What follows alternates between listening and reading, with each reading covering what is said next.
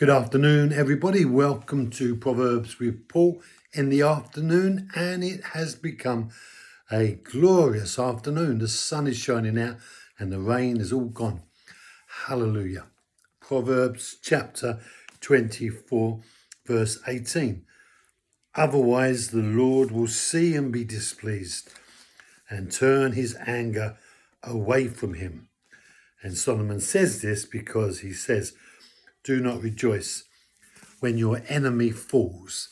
And you might think, well, the enemy falling, he's my enemy. Of course I want to rejoice. Not so, according to Solomon. Solomon says, do not rejoice when your enemy falls. And the enemy is the one who is doing evil as opposed to the one that's doing good. And God's people were supposed to be doing good, and the enemies of God's people done evil.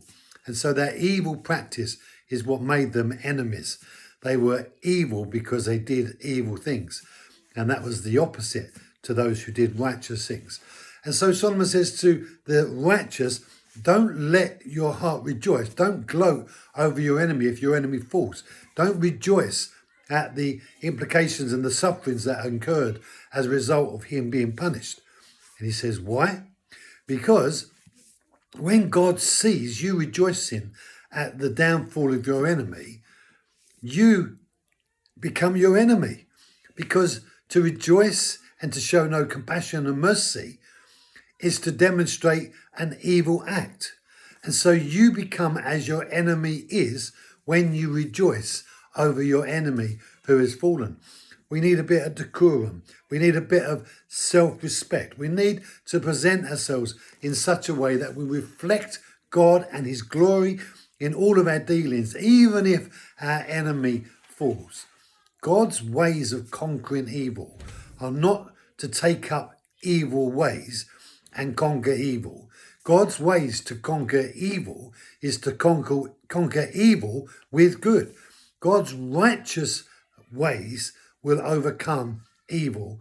And if we set our hearts towards doing the evil thing, just like our enemy did that made him our enemy, we are going to be as our enemy is. So Solomon says, don't rejoice because God will stop punishing your enemy as a result of you rejoicing that your enemy is fallen. He says he will turn his anger away from your enemy.